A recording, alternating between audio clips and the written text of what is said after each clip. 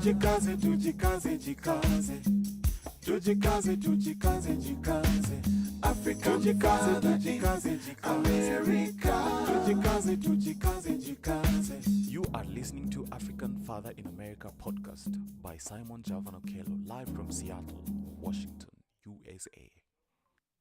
Thank you so much for joining me for another amazing session of the Daily African Proverbs. My name is Simon Javanokelo and I am in Seattle, Washington. And I have a special guest today joining me all the way from South Africa, Gogo Rutendo Ngara, who joins me every Thursday for the Daily African Proverbs. We are also live on YouTube. We are live on Clubhouse as well. And every day when we gather here for the Daily African Proverbs, the main mission is so that we can ground ourselves in African wisdom. We can take these African proverbs and dissect them and, get to the same headspace with our ancestors, learn what they were thinking when they created these proverbs. So today we are taking a virtual journey to Kenya. And this proverb from Kenya says, an elder is a healer. And, I'm just excited to hear what you all have to say about today's proverb because we live with many elders in our own households. And we also see many elders in leadership positions today. So when you think about that, do you think elders are healers? So that's the conversation we want to have today. And I want to invite Gogo Rutendo Ngara to share with us her perspectives on this proverb.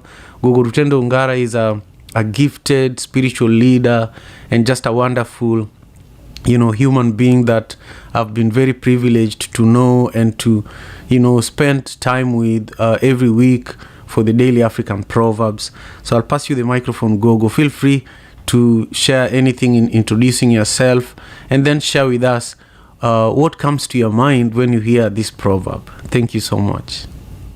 Thank you so much, Simon. It's such a pleasure to be back here with you this Thursday afternoon for me, and I know it's early morning for you. So I'd actually like to draw on a mathematical principle. So if A is equal to B, that means that B is equal to A. So according to this proverb, an elder equals healer. That means a healer is equal to an elder. And so I'd like to reverse the proverb and make the assumption that if A is equal to B, then B is equal to A. Now, I know you have told me at times that people want to know what my name means.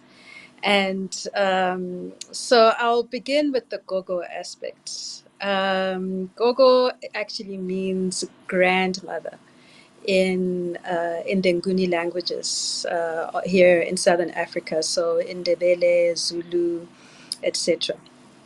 And this is not given to me because I'm a grandmother physically, because I happen to have children who have children, but it is I'm called in this way because as a healer, I carry the spirit of the grandmothers. And so, for instance, in Zimbabwe, my country of birth, it would be a similar thing, which is calling me grandmother. Now, what is actually interesting is the reason why it is Gogo is because in a particular lineage that I follow, the predominant ancestor that guides me is a female one. It is, my great grandmother. And so when I'm called in the circles of healers in that particular lineage, I'm actually called by her name. I'm called Gogo Mpuma, as opposed to Rutendo, which is my ID name or my birth certificate name. But in other lineages, if it so happened that my primary advisor or my primary ancestor that guides me was a male, even though I'm female, I'd be called Mkulu. I'd be called grandfather, and because it would be acknowledging that who guides me. So I find this very interesting in relation to what's become very popular these days in terms of expressing personal pronouns. And within our indigenous African, culture, especially if one is initiated into the healer lineages, it is always assumed that you are a they, and because you are always walking in continuum with the ancestors that you're holding and that you're a mediator for. But you're also not just a mediator for feminine or female ancestors in my case, but I also have other male ancestors, that I carry as well. So, by virtue of the healing tradition that I'm in, I am he, I am she, I am him, I am her, but I'm also they. And because that is who carries me. And so this is something that I feel is relevant to our conversation today in terms of A is equal to B. An elder is a healer, and so I'd like to go the other way around and say if A is equal to B, it means B is equal to A. Therefore, a healer is an elder. So, what is a healer from an African perspective? In ancient Egyptian or Kemetic cosmology, as in many other African ways of seeing, we know that reality is divided into two fundamental realms of being. There's what we call the subjective realm and what we call the objective realm. And the subjective realm corresponds to a mode of reality that lacks any form, that lacks any structure, and that lacks any objects. This realm is imperceptible. It is inconceivable. It is hidden, but it has a dual nature of unconditioned consciousness and will and undifferentiated energy and matter. So this is a place of no thing, not nothing, but no thing. The objective realm, on the other hand, is a mode of reality where energy and matter has been ordered into objects. And these objects are thoughts, their emotions, and their physical things. And in both the objective and the subjective realm, there's a being that synthesizes and pervades life in both realms. And this is Neter, all that is. And this is the undefined, the formless, the nothingness that is at the same time the underlying factor of all objects in the world. And we find from this that the word natura, from Latin, or neutral, or eternitas, and therefore nature, actually originated from this concept of Neter, And so, there's a certain thing that then emanates from Neter, and when we come here in Southern Africa, it's Ntu. Now, I've spoken about this before, about Ubuntu, and that Ubuntu is premised upon Ntu, which is the all-pervasive force that, is in everything and no thing. And before, I've spoken about how in the Proto-Bantu language, Ntu manifests in four forms. It manifests as Muntu or Bantu, which are human beings or reasoned beings. It manifests as Kintu or Bintu, which are things or unreasoned beings. It manifests as Hantu, which is time and space. And it also manifests as Kuntu, which is modalities. So from an indigenous perspective, African perspective, and Bantu perspective in particular, all being and all essence, in whatever form is conceived, exists under one of these four categories. And two is the cosmic universal force, which never occurs separately from its manifestations. It is the force in which being and beings coalesce. It is the point from where creation flows. It is the place where all things in all of existence are forces and are related to each other through this determinative of Ntu.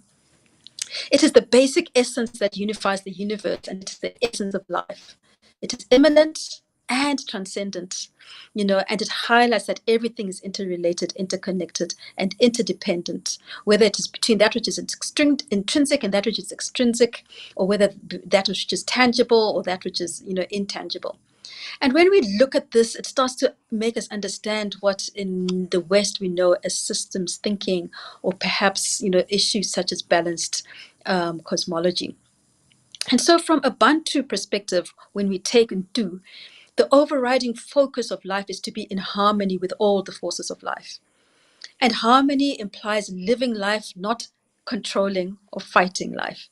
It means steering life while understanding that there are other forces that will, in part, determine the vehicle and the direction of that travel. And when one is in harmony, They are Ntu. And here in Southern Africa, we say umuntu ngumuntu gabantu, which means a person is a person through other persons. But when we take this through, and expand on it, it means that I am because you are because he is, she is because it is, and it is because all that is is. So that is important to understand when we start to understand what a healer is in African ways of being. And when we look at African ways of knowing, we say that they're a combination of faculties, which can be separated into a number of categories. So the first is what we call supernatural cognition. This is where humans gain knowledge through the help of supernatural powers, such as the ancestors, such as also what we may call alien spirits, such as mermaids or warrior spirits or, tree spirits or water spirits, and also what we call deities or orishas, ascended beings. And so while we're in this supernatural cognition, our modes of understanding includes things like divination, revelation as ways of knowing. And so here, knowledge can be imparted directly through dreams, through mediums, through diviners, through possession, through extraordinary life events, through initiation, or through natural and supernatural forces. Then our other category, in terms of our cognitive faculties, is what we call natural cognition. And this is where we use faculties such as intuition, which is feeling and insight, and reason, which is intellect and logical thought processes. And in Africa, intuition of the heart and reason of the head are not mutually exclusive. These are interrelated. And then we also have what we know as paranormal cognition or extrasensory perception, which includes abilities such as clairvoyance, telepathy, things like that. And in Africa, we acknowledge all these as ways of knowing, and all these as legitimate ways of knowing as long as they are reliable triangulation methods to determine the validity of it. So in African epistemology, we really carefully observe natural and supernatural phenomena, and this allows us to have an analytical assessment of understanding of the phenomena, which allows us to have a logical explanation of reality.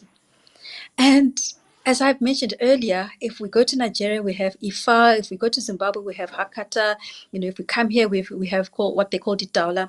We have different ways of divination, different ways of divining, of understanding the divine. And all of this is actually based on very strong mathematical constructs. When we understand that we are speaking here through an internet, interface, what's happening right now between us is a whole lot of ones and zeros, ones and zeros, ones and zeros of binary code. And this binary code is exactly how many divination, systems work. But, when we look at our divination systems, we also have those that are premised on base 4, not just base 2, base 8, and also base 16. When we're looking, for instance, at the Ifa, it goes all the way up to base 16. So our divination systems are actually highly mathematical systems, which help us to understand how the universe constellates. And when we understand how the universe constellates, we can understand how families constellate, we can understand how situations constellate, and therefore it gives us a clue as to what we mean by prediction, or prophecy. And prediction and prophecy are, once again, they're mathematical principles of probability.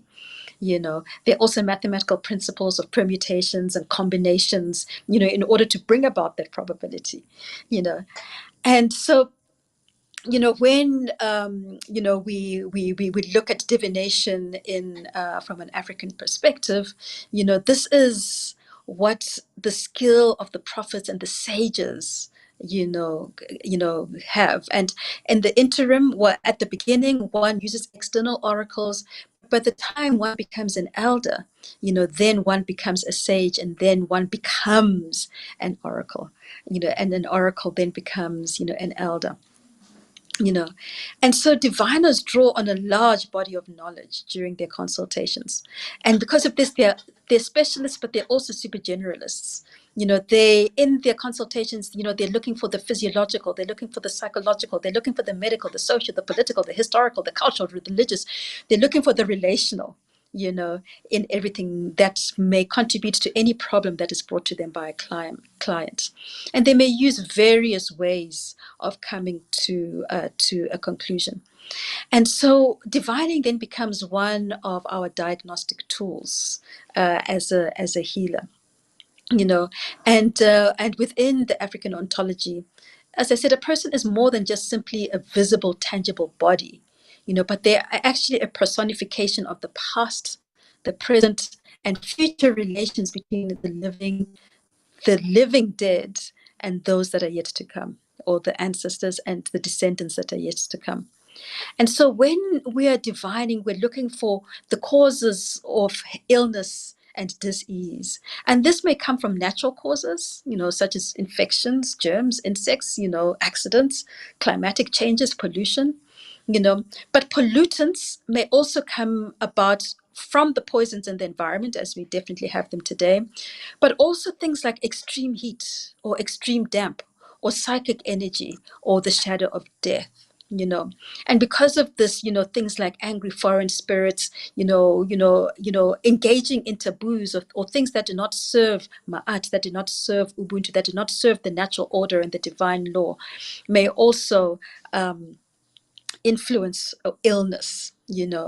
And what we also find is that when one is called to be a healer, they tend to experience a lot of dis-ease or illness, because only when you are able to understand healing and illness and embody it and then heal from within, are you therefore able to become a healer from without. And so you go through a large amount of life experience through this process. And especially if you're going through an initiatory process, which is almost like a fast track crash course in life. And usually when somebody comes out of the other end of an initiation process, they have grown leaps and bounds. And even if they happen to be 23 years old, they might find that they may attain to the title of Gogo, or an elder, or a grandmother, or Mkulu, or Amboya, or Sekuru, or whatever way you may want to denote an elder.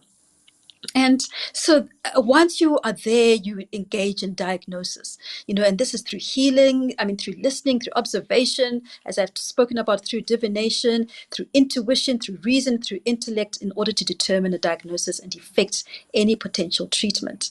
And depending on the type of healer you are, these treatments may be herbal remedies. They may be, practices such as purging or enemas or washing or smoking or steaming or, rituals or teacher plants or dance or trance or prayer, or initiation. This is after the healer has investigated all factors, the physical, the emotional, the relational, and the spiritual, which may be contributing to a malady. And because of this, two people may come to an indigenous healer, with the same disease, but they may have different patterns of factors, and therefore they may receive a completely different therapy. And we find this in our African indigenous systems. So going back to Untu, the fact that a plant, a human being, a place, a time, and a mode of being share the same potential essence of Untu means that they can affect each other in adverse or beneficial ways. So a hurtful thought can injure the electromagnetic energy of a child, or if you find joy in the Batwa or Khoisan trance dance, it can effect healing to an afflicted heart. Or sage, indigenous sage burnt in a meeting hall can dispel acrimony, can dispel conflict, can dispel argument. And because of this, we do not assume different notions of reality. We assume that there are multiple realities occurring at the same time. And when we understand this, we understand that given the continuum of all things through Untu, the ways of knowing are also ways of healing. And one who is able to embody all of this is a healer. Now, our proverb today says an elder is a healer. And so I've gone the other way around, and I've said a healer is an elder.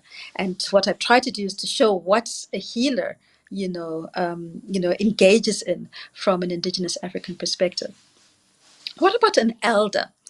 Now, I think I've spoken about this before, how we, in African indigenous cosmology, we tend to deify or personify principles of the cosmos, principles of the universe.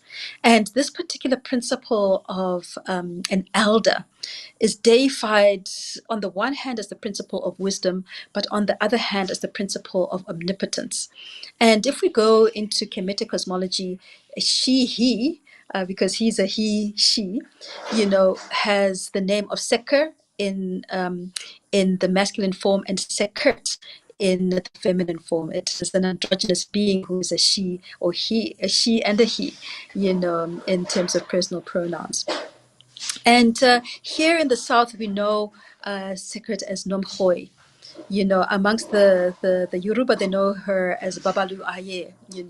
This may be Bina according to the Hebrews.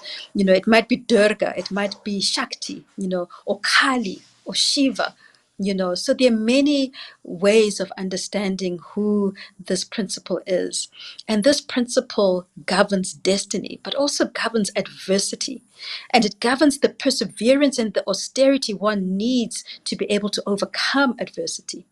And because of this principle governs death, the underworld, cycles, time, structure, planning, organization, perseverance, limitations, delays, and obstructions. Everything that is there to ensure the death of the ego and therefore the birth of the divine within oneself. This is what an elder is. This is one who is able to speak words of power that have an effect in healing. This is one who is able to understand how to use the ngum, the ra force, the kundalini, the life force, the chi. This is one who is able to bring in the highest forms of organization and planning, one who is steadfast, one who is persevering, one who is response able, one who is sober, one who practices austerity, one who is able to keep still, one who's able to hold back to ponder, one who practices restraint, scruples, hard work, one who's able to engage in deep thinking, one who's able to see the end and the beginning of an event, one who's able to understand recycling, who's able to understand the power in delays, the power in waiting, and one who's able to understand the power of death. And one who does this then becomes an elder. Now, you can only do this if you understand being a healer, all those interrelatednesses that I've spoken about before. And so, if I were then to speak of this proverb, I would say simply by virtue of embodying the principles of an elder, or a healer, then an elder becomes a healer. And vice versa. By embodying the principles of a healer becomes an elder. And therefore, one then begets an honorific such as mine, such as Gogo or Mbuya, or I could even be Mkulu if it so happened that my dominant spirit that guides me was a male. But I know you're going to ask me what Credo Mutwa would say about this. That's true. That's true. But before you share with us what Credo Mutwa would say about this, I actually want to invite all our friends who are with us on Clubhouse. Please join us on YouTube. Use the link at the top of the room to join us on YouTube. Gogo Rutendo and I are live and direct on YouTube. And also, I want to invite you to ping in 3 to 5 people to join us on Clubhouse, and also join the African Father in America Club, and nominate people to join the club as well. And remember to subscribe to my YouTube channel. Our goal is very modest, to get to 2,000 subscribers by the end of this month. And I want you all to contribute to that. So, Gogo, please carry on. So I know we have spoken quite a number of times about Isanusi Credo Mutwa, who was one of the polymaths of our recent times. And he was a healer and he was an elder. And so, it seems fitting to quote him directly. And for this, I'm going to, read from one of his books called, Isanusu, Zulu High Shaman, in a book called Profiles of Healing. And I'm just going to find where I'm going to read from.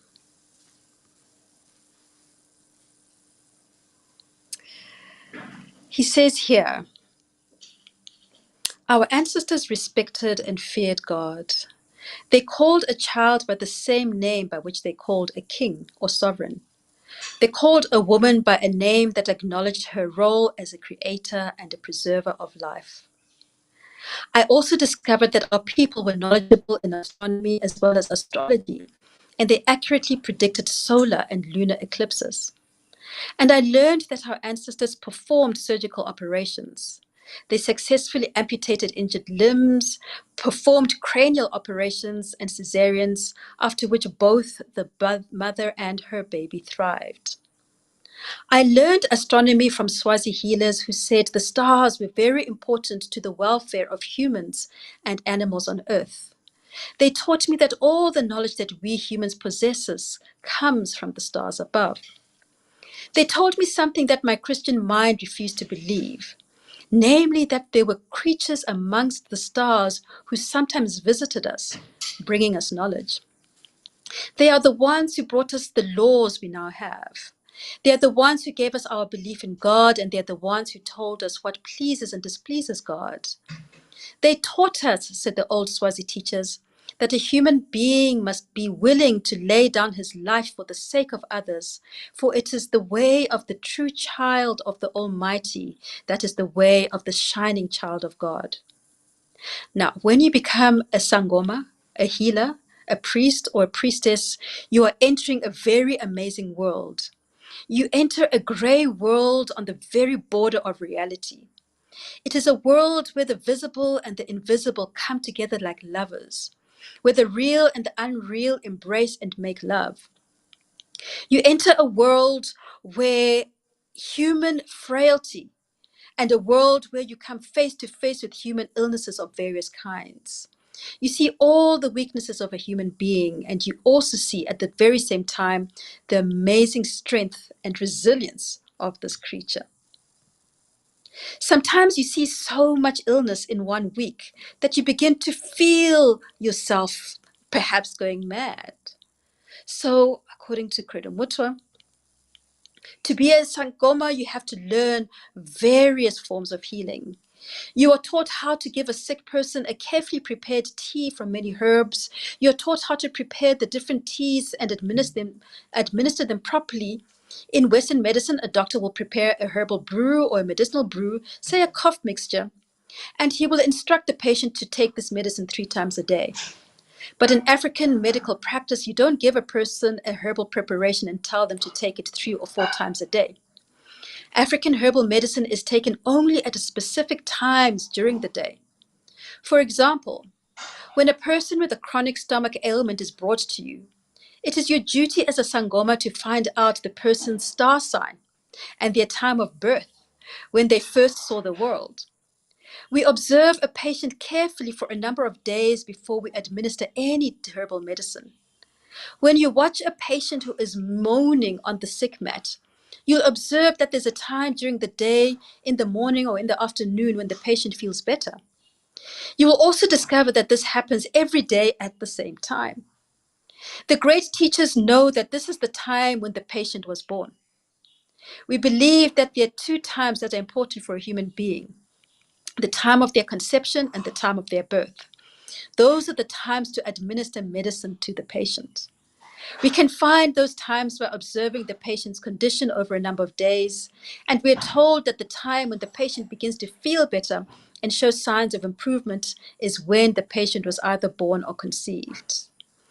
And we know that many children are conceived on their mother's birthdays. We watch for this because it is very important. We say that the mother energy, which rises within the person, is trying to help the patient out of their ailment. This is why we administer the medicine at that time, so that the herbal medicine with the great mother energy can hasten recovery. And if you find two patients, one born under the lion star sign and the other under the dolphin star sign, and they suffer from the same illness, you must realize that their bodies are not the same. The person born under the lion star sign will have to be treated differently from that of the dolphin star sign.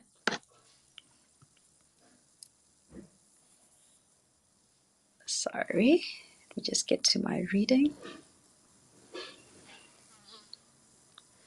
And for the dolphin star sign, the patient must be given a lot of hot liquid medicine and not powdered medicine. Whereas for the lion star sign, the patient must be given powdered medicine. In other words, if a person is a water sign, he must be treated with liquids, with various kinds of water, with brackish water, fresh water, or any other water. On the other hand, if a person is born under a land sign, such as the various goat signs and the lion sign, the treatment must be rely on powdered medicines rather than liquids. You have to know all of this and much more.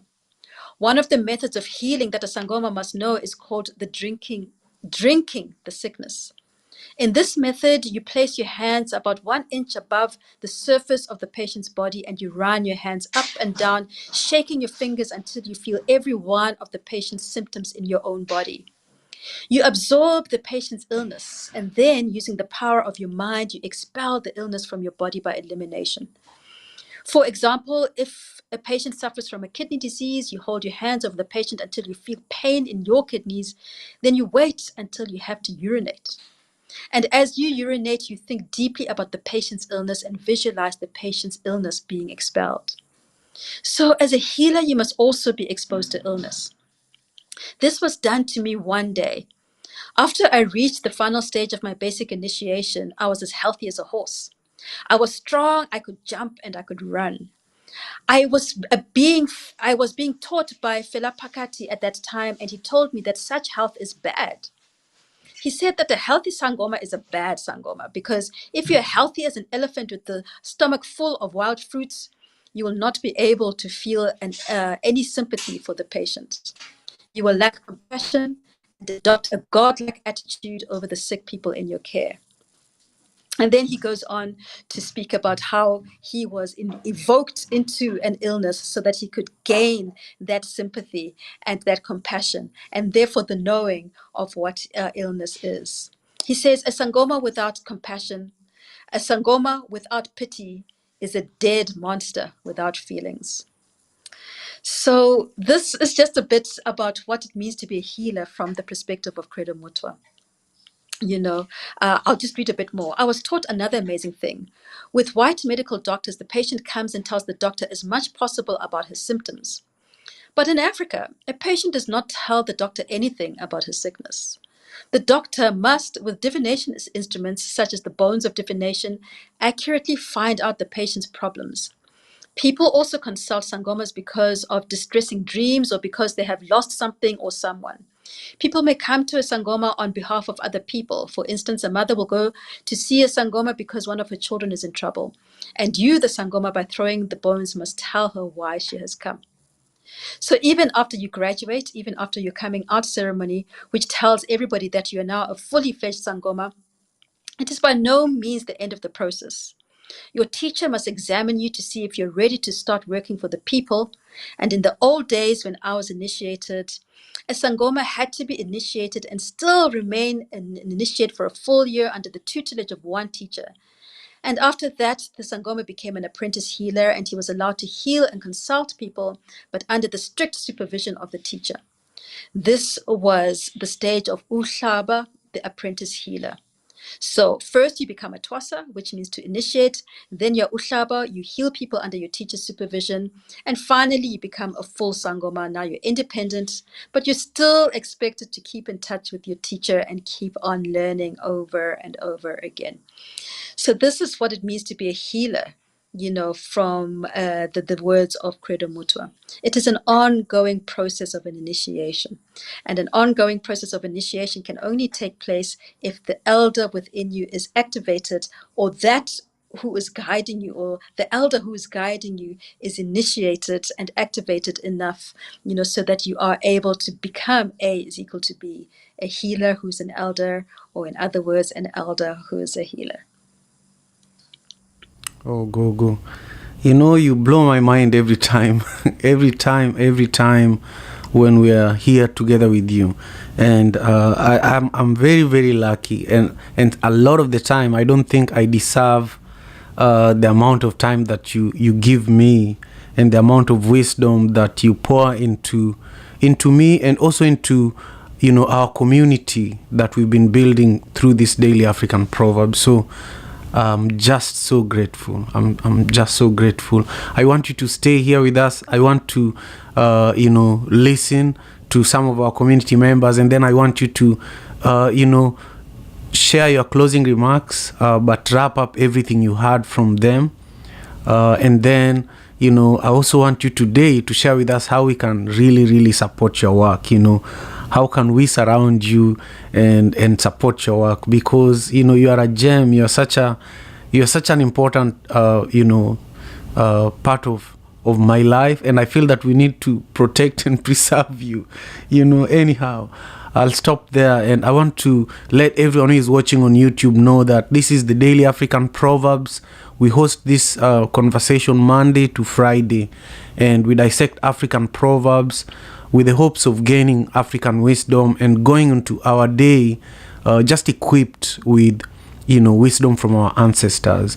And Gogo is really one of the people that continue making me feel that what this work is needed, and this work must continue. And also subscribe to the channel, share this conversation with your community so that we can grow this village. And now I want to go to our friends who are on Clubhouse. Bibi, please share with us your perspective on the conversation with Gogo, just briefly. And also, if you have your own interpretation of today's proverb from Kenya, the proverb says, "An elder is a healer." Thank you. Hey Simon, thank you. But can I come back real quick? I'm trying to make something for the 2-year-old. She just woke up right now. Right No back. problem. No problem. You are a healer, Anyhow, Tess, it's good that you're going to be our first speaker on stage, because you are from Kenya originally. And before this show started, I was, talking to Gogo, and I was like, I hope there's going to be a Kenyan in the room who can also share their perspectives with us. And here you are, being the first to speak. So thank you for being here. Oh, Simon. Oh, thank you. Thank you for putting that heavy load upon my head. Greetings and peace to the room. And this is the second time that I have been in the room while Gogo Rutendo Ngara is speaking. And yeah, she really does speak to my soul. And being from Kenya, and from my observations about elders and healers, I do appreciate all this knowledge being out in the open. And when she actually mentioned something to the effect that a healer also heals himself or herself, it's absolutely true. And that's coming from my personal perspective and also observation. Because if you do not know how to heal yourself, how would you know how to heal anybody else? There's no way you can do that. And it's absolutely true that most healers go through a fast track life. Things happen very quickly, and the lessons have to be integrated for you to even be able to successfully heal anybody. And just a little bit of my own perspective is that when you think about healing, most people only think about the light. But I would like to offer that there's an aspect of darkness, there's an aspect of the black void that is ignored when it comes to healing. Because when you think about it, there is no way you can shine a light onto anything without casting a shadow. And so that's why shadow work is very important. And most of the shadow work is not done in the light. It's actually done in the shadows, in the deep void. And the earth, as we know it, our motherland, our home, where we live, is mostly made up of void, dark spaces, black holes. And so when we ignore that aspect of our humanity, we miss out on a lot of lessons and a lot of healing that needs to be done. And healing does not just occur on just a physical aspect. And I like that she highlighted that. There's a spiritual aspect to it, there's a mental aspect to it. Healing cannot occur if all of those are not integrated into the being. And so I really enjoyed the conversation, and it's right down my alley, because right now I am actually, for this year, I'm only focusing on the dark.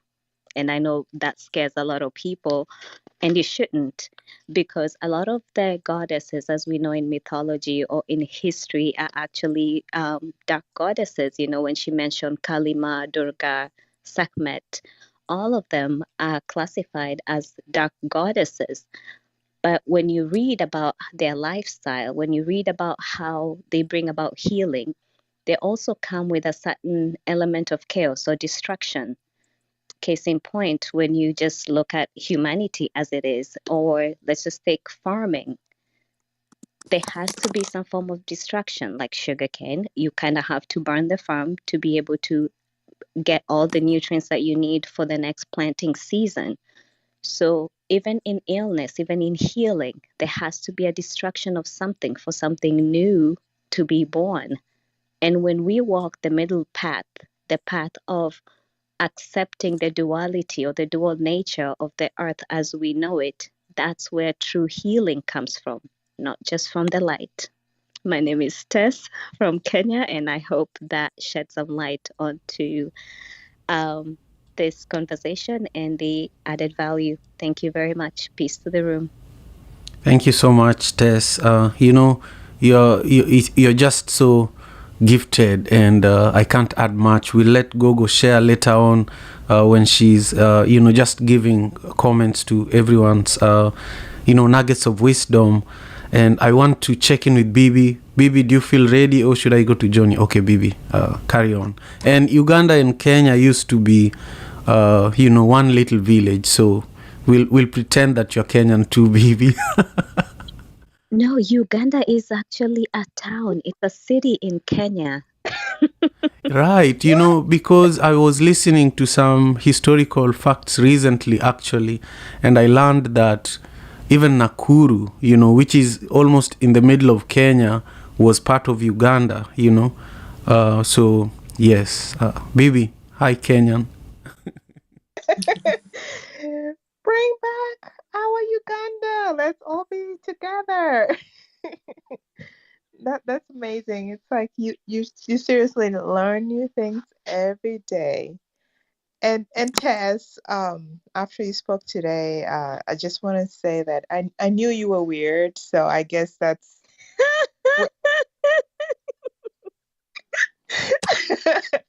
so that's where it comes from. But honestly, Simon, today, after listening to all this, and the last few days I've been having a lot of spiritual battles and waking up at certain hours, and things has just been so weird. And it also took me to a place where I was I guess I had an epiphany, but mostly it's because, of course, when something happens, when you recover, and then what's next, you start asking like, okay, what's the next step? And then I was thinking about that. So I wanted to go back to where I was before the accident happened, because what I was preparing for. But after I woke up, and things are not going to be the same anymore, because honestly, I really feel like me coming back to life has much more to do with why it happened than with me. And I can't be making all the decisions and stuff like that, but it's like all I have to do is just listen. And one of the things that I've been working on has been healing my inner child. It's like I've been working on my inner child for the longest, and that journey is going really well and always going with it. Then I remember back in the summer before I completely became a vegan, I was also, of course, doing a healing. But in the healing, kind of like Gogo Rutendo was saying that how our body gets weak at one point in order for us to get strong again, and that's exactly what happened to me. Because it's like when you're taking care of yourself, you're supposed to be healthy, but all of a sudden there will come a time when weakness will come in, and that's when it came to me fasting. I was doing this fasting to heal from inside out, which worked, all right. But after I finished all my fasting and all this natural healing journey that I was on, I finished that and I was feeling great, vibrant, I was glowing, everything was going great. But 2 weeks later, I broke down, Simon. I was so sick to the core. Like, it, my husband wanted to take me to the hospital, but I was like, no, I needed to let that fever um go do its thing. Like let it go through my body and let it go through the process naturally without having to interrupt it. And the crazy thing is like I've never experienced that and I've never told myself that because before I would run straight to painkillers and want to do anything to numb it, to get rid of it. But since I decided to completely go organic, I experienced that. And surprisingly, after all the sickness left my body, I got better again. And that's when all the healings, like everything, just started happening all at once. And that's how I was able to completely heal as fast as I could the way I did because I actually listened to my body and let everything happen on its own. And that's where it brought me to the conclusion of what happened 2 days ago. It's just that I'm a healer. I just realized that it's like, and I'm not like give you medicine kind of healer. I'm like a spiritual healer. It's like I listen to voices, and these are not just like voices like that are coming. Of course, it's all different, but it's like I've always been intuitive, and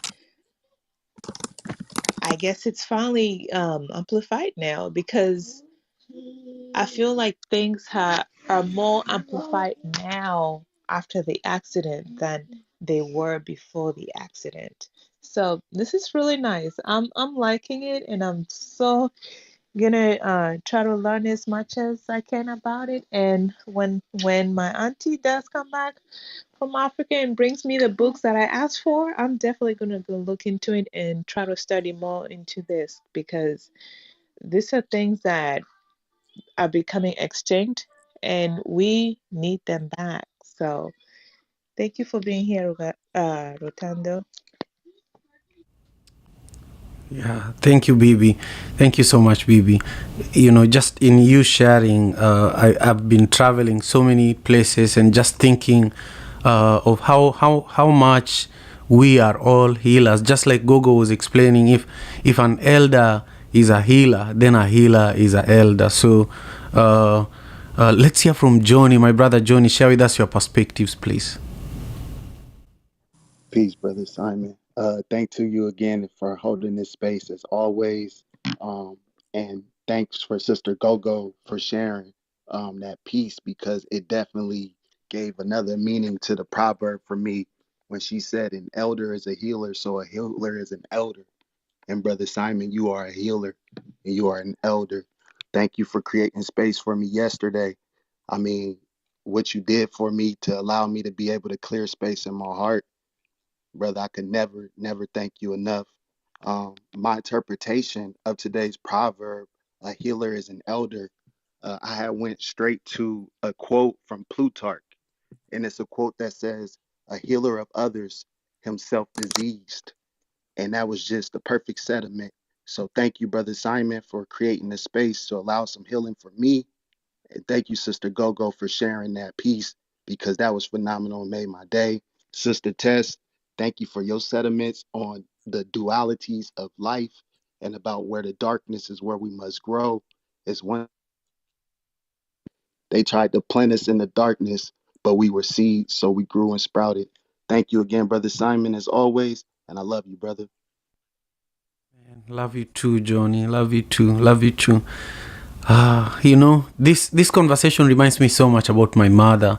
So I'll just say that and stop and continue on to Crystal. Crystal, how are you doing? And share with us your perspectives, please.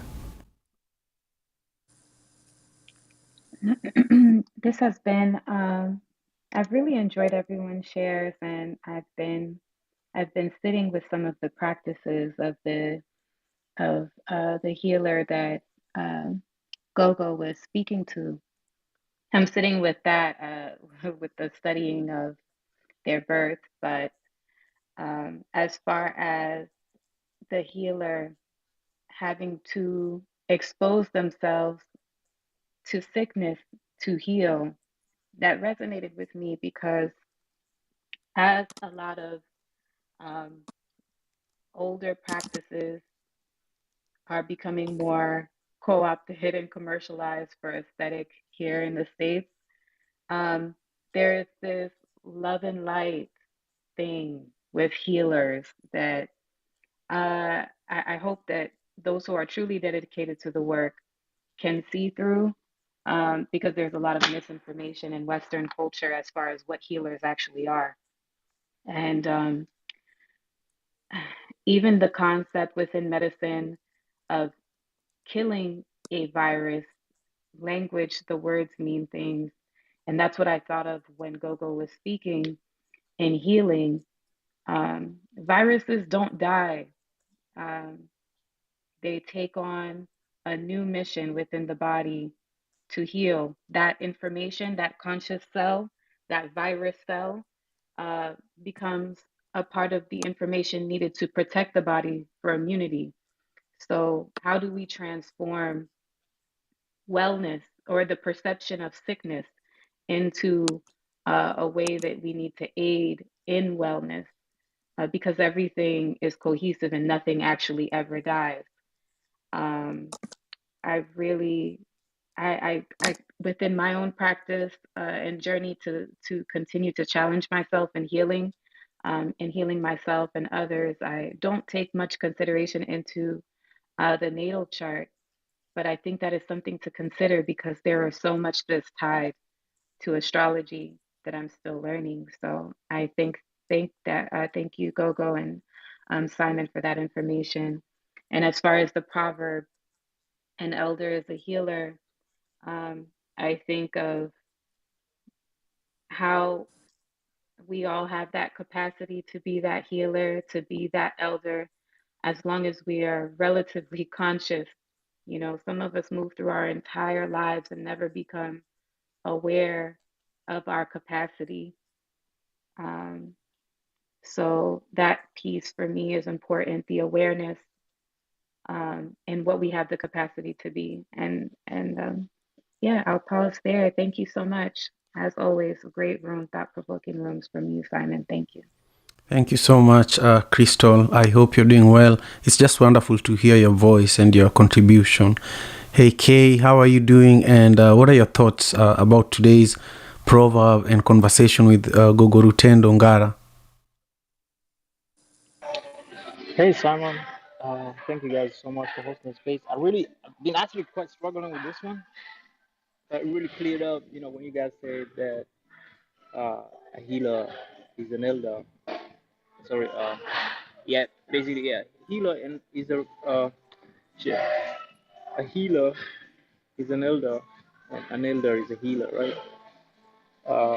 Sort of made more sense. But I mean, and just like what Kikuyu was in talking about, how things are sort of commodified these days, or like in the whole neoliberal discourse about healing, and it really becomes a little bit difficult to sort of maybe like relate, or how this really applies today. I mean, of course it doesn't, but it probably did apply in different ways back then. And I'm really looking forward to actually listening to the replay of this one.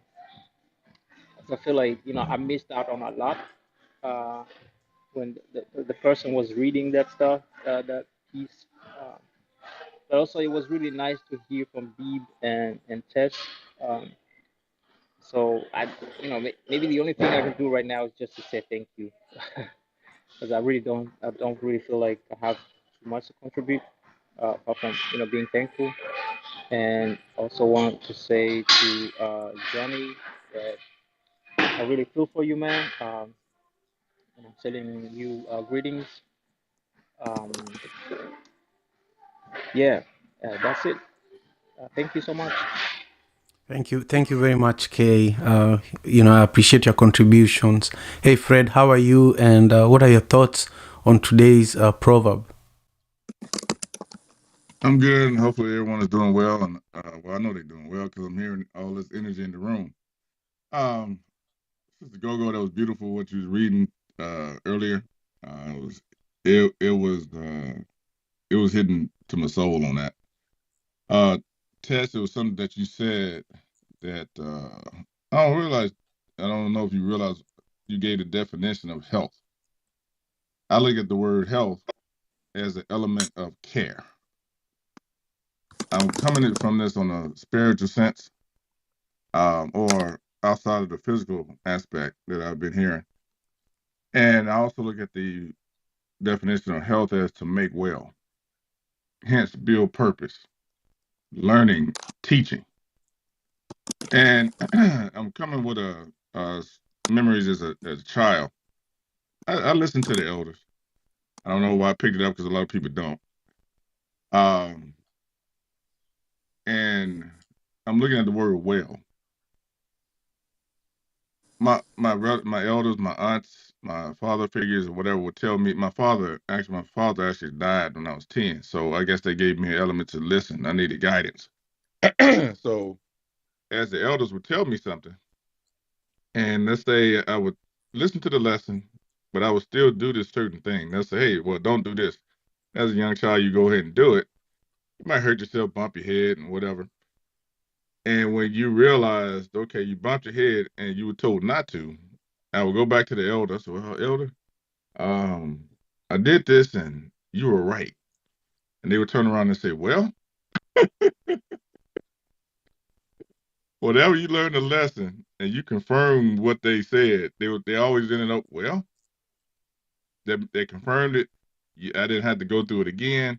Hence, that's why I looked at the health. They were building purpose in me to say, okay, we're gonna make your life a little easier if you sit up here and listen. So every time I heard the word well, I mean, okay, you learned it, move on. There was a spirit in that. And the other part is light and darkness. I just sent a little poem I was dabbling yesterday to Chioma yesterday. And when people look at light and darkness, they seem that there is not, people kind of deem darkness as there's no energy in the darkness. I look at light and darkness as the same thing, both realms of energy. There's work to be done on both sides. There's health to be generated on both sides. Darkness doesn't mean blindness. It's just another way of thinking and seeing things. That's all I got. Yield the mic. Thank you so much, Fred. Hey, Mala, how are you? And what are your contributions to today's conversation? I hope you're doing well. Great day, family. Yes, I'm well. It's a beautiful day in Philadelphia. Greetings to you, Simon and Gogo, and everyone on the stage. For me, it was just to sit and steep that the relationship, especially when Sister Gogo broke it down, I will now, there's a reverence that I have for elders as relates to age, in that, there's a grace in a way and a reverence in the way that I deal with them. But when we really talk about elders and those that you go to, being able to look at that critically, that just because you've reached a certain stage in life, you may not have done your own work and you could be doing more harm. So I will look to the guidance of the elders where healing has been a part of their journey. And that especially resonates with me, especially the part about, healers taking on the suffering of others, being someone who deals with these health systems because of labels and diagnoses, often being greeted without empathy, without understanding, being talked at, being unheard. That I'm looking for partners in my wellness and not just people who have degrees. So for me, really sitting with and spending time with those that are walking and bringing and emitting that particular frequency, and to learn those ways, and that the inverse of healers being elders, again, because of the things that you have encountered and the ways in which you may have healed yourself or you have learned from your journey, that there's wisdom to be gained there, and to have that reverence and that grace. So those are the things that I'm sitting with, and I'm looking forward to the grounding exercise. And also, Sister Terry wanted to know, Gogo, the book that you were reading from. So I don't know when you have if you want to share that with us, so that we could dig into that some more. Thank you. Thank you so much, Mala. Yeah, after Sensa speaks, Gogo is going to just summarize what she heard from everyone. And today, I'm going to ask Gogo not to ground us because she has grounded us in her share at the beginning. But if you want to enjoy the grounding that she has been doing with us here for the last many, many weeks, join us next Thursday so that we can finish, on time. So we are going to hear from Sensors, and then we are going to hear from Gogo. But Gogo, if you really want to ground us, I'm just being respectful of your time as well. Please, we would welcome it. So Sensors, how are you, and where are you joining us from, and what are your perspectives of today's proverb? Hi, Simon. I was about to cook something. I switched off the fire and sat down so I could focus. So I'm joining from the Midwest, Iowa, in the United States.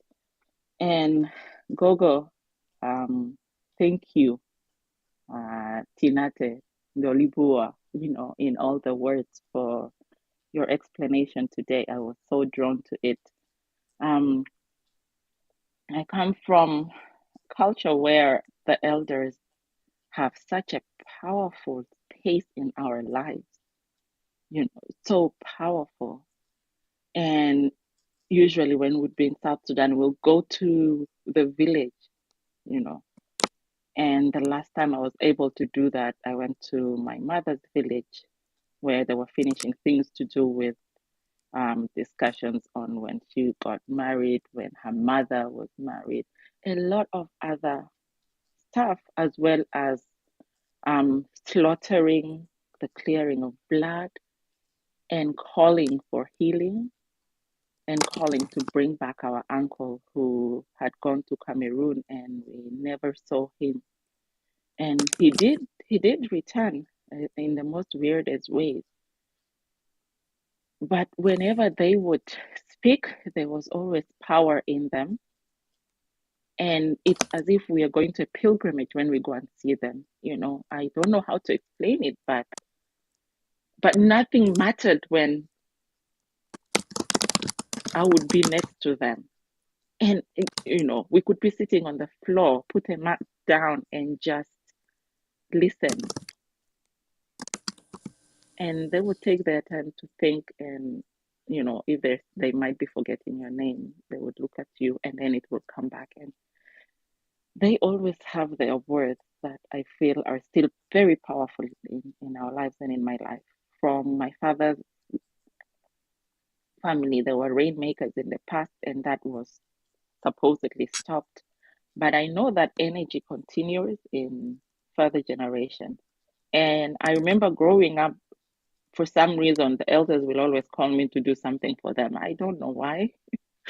I'll be like, why are you bothering me? But it was always that way.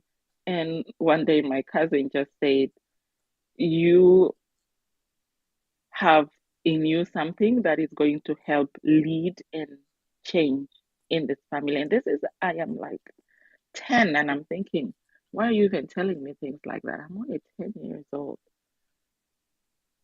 And for some reason, his words have always come out to be true, that there would be certain things where it was easy.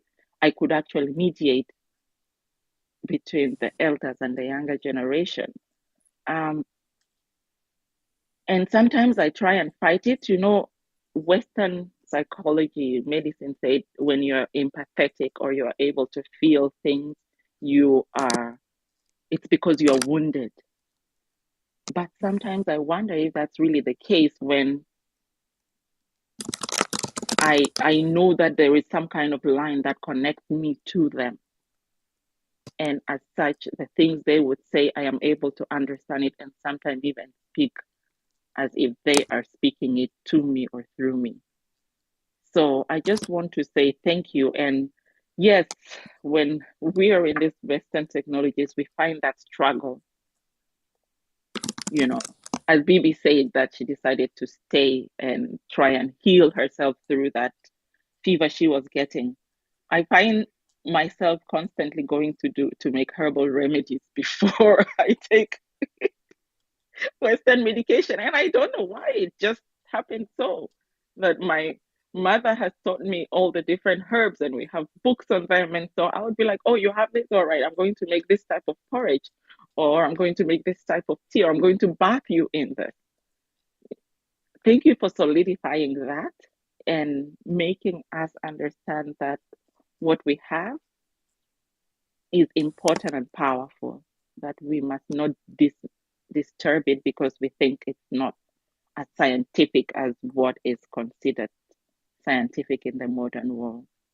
This is and just to add on quickly, the image I have on my PTR is of King Budwe. King Budwe is the king of the Azande kingdom. He was installed yesterday. He's the great grandson of the king who was killed by the British in 1905. The Azande Abantu and some of the greatest warriors. And funny enough, also, there are a lot of research done on them about mythical medicine, and of course, Westerners would call it witchcraft, but they have always had certain powers within their kingdom. So I just wanted to share that. Simon, I am complete. And thank you, Gogo. Thank you so much, Sensas.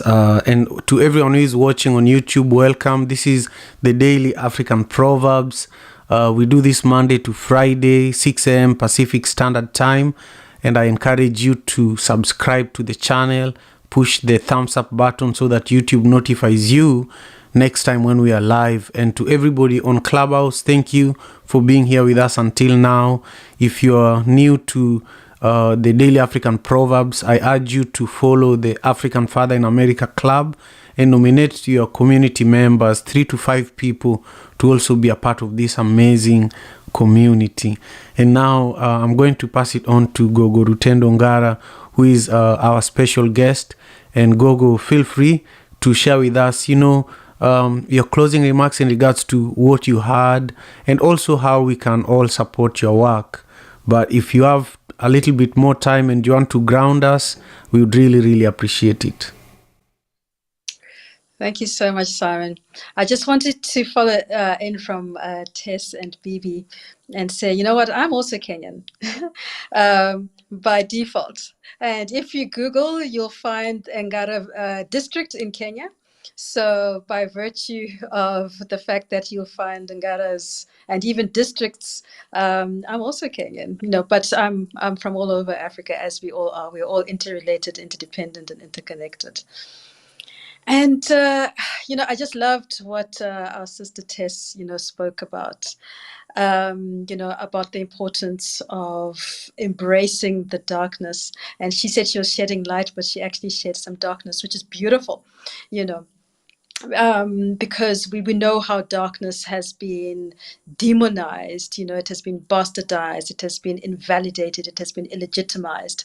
And in line with that, that's why we were called the dark continent. That's why blackness has been, given the same fate, and so, the dark arts and, everything else that has to do with a fundamental aspect of who we are is demonized and is sought to be cast out.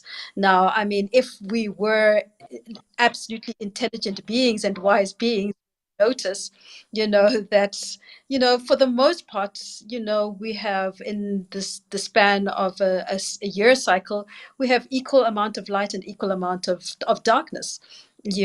Obviously in summer you've got more light and in winter you've got more darkness, but life itself, encompasses, the darkness as well.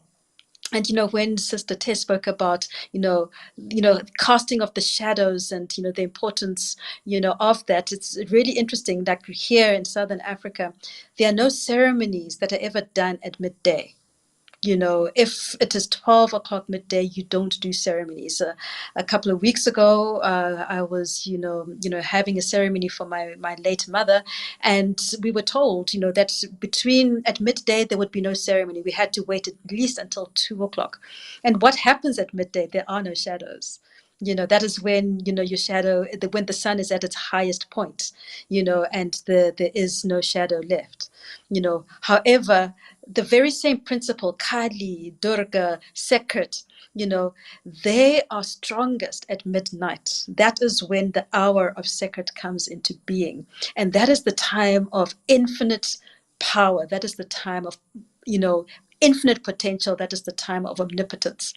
And even when we go to Western concepts, or Christian concepts, the notion of the dark night of the soul, is taken very seriously when we look at the mystics, when we look at people like Saint Teresa of Lisieux or Saint John of the Cross. They really took into account the importance of the dark night of the soul in helping one reach enlightenment.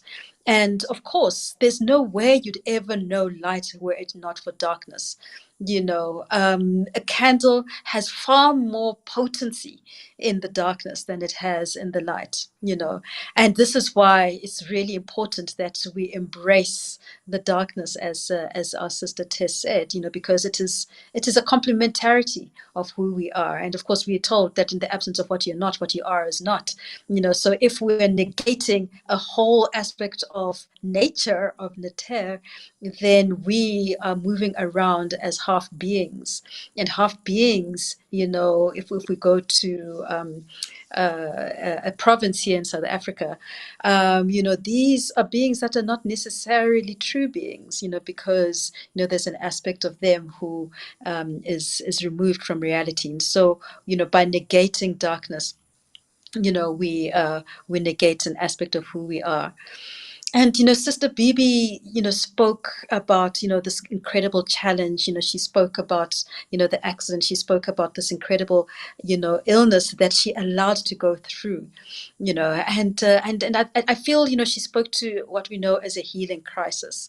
When we heal, it's important that you go through the fire, in order to finally reach the water, and when we start that process of healing, all things come up, especially that which has been suppressed. Whether it has been suppressed physically, think of a boil, it eventually has to pop, and when it's, and that's that suppressed,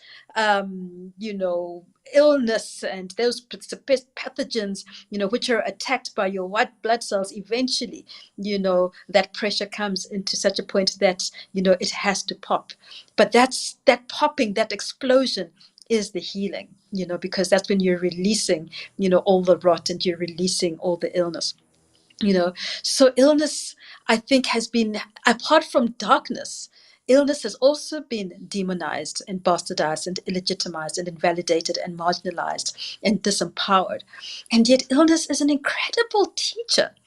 And illness is an incredible gift. And if we learn to embrace it as opposed to always try to push it away, then we find true healing, as Sister Bibi said to us. And we find that that healing is actually faster than the process of trying to negate it and trying to push it away and trying to medicate it, etc. And by the same token, I think Sister Bibi spoke to, the principle of shamanic illnesses. Here in South Africa, we call it the Twasa illness. It's the illness that you go through that means that you need to initiate into a healer.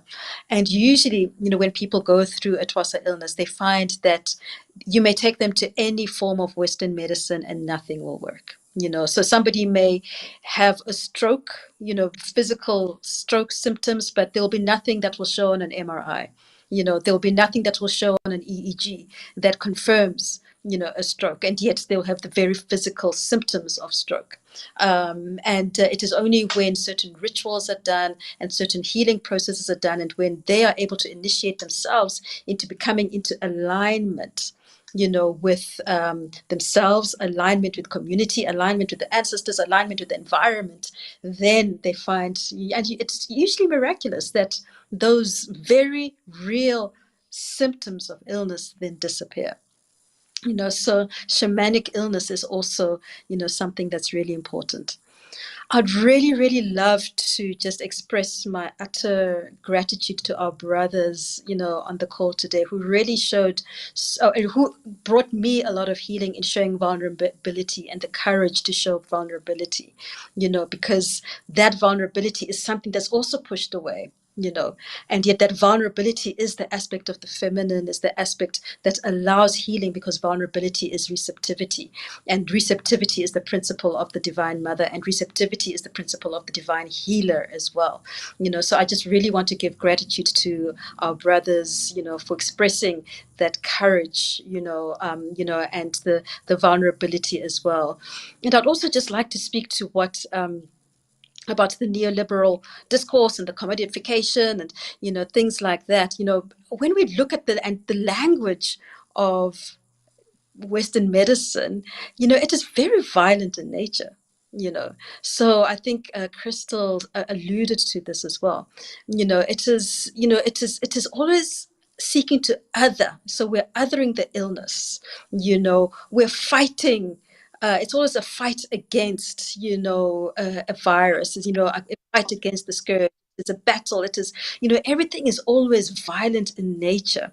And when we look at the way Western medicines work, a lot of them are colonial in nature, because they seek to override your inner ability to heal, as opposed to what Sister Bibi spoke about, which is that allowing that inner healing to rise. So they override that, they take over, they start to implant their cosmology, their epistemology, their ontology, their ways of being, as opposed to allowing our own innate healing to rise, from within, and I think this is what, we're speaking about when we're speaking about the ability to heal, in a natural way. And I know, as I said earlier, even though Rutendo is my birth given name and the name on my passport, one of my initiation names is the name of my great grandmother, which is Mpuma. So I'm called Gogo Mpuma, and she was an incredible healer. And she had absolutely zero Western education. She couldn't speak a word of English, but she could heal any illness, that one would take to a Western doctor. And my mom would always tell me about how, she'd have deathly illnesses. And my great grandmother had very specific ways of diagnosing and categorizing. She did not say, oh, you've got a headache, here's a Panado. She wanted to understand, where is the headache? She wanted to understand, is it a prodding headache? Is it a pin-like headache? Is it a pounding headache? Is it a pressure headache? She wanted to understand all those things. And once she understood that, and she understood the whole pattern, and she understood the time that it would come and when it would get less, then she'd say, this herb, at this particular time, taken in this particular way, will assist that particular headache.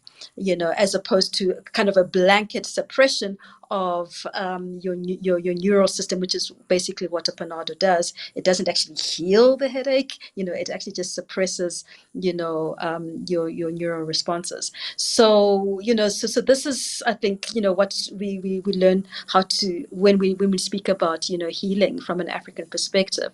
And, what Brother Fred spoke about, light and darkness being both realms of energy.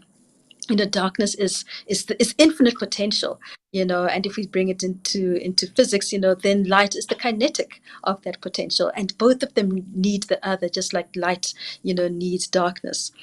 So I think, this is an incredible topic, and there's so much that we could go on for another hour with it, and there was been so much richness that everybody on the call has brought in, and maybe we should pick up this conversation at another time. I think you asked me to speak about some of the work that I do.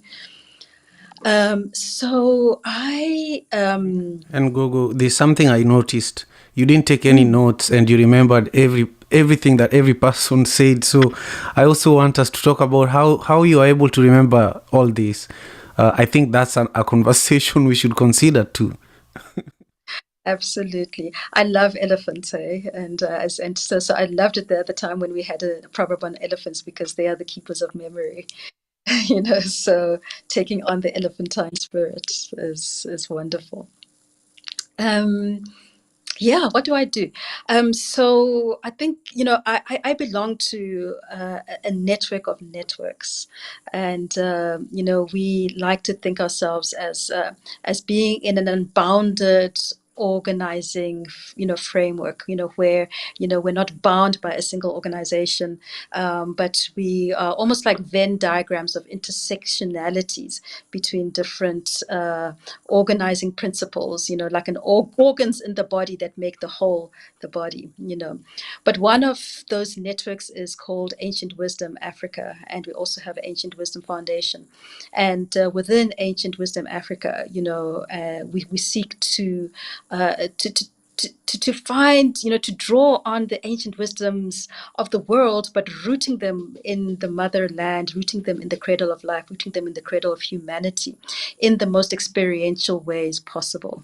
So whether it is with online courses, whether it is with retreats and experiences, or movement, or food, or what embodied practices, this is how we work, within Ancient Wisdom Africa.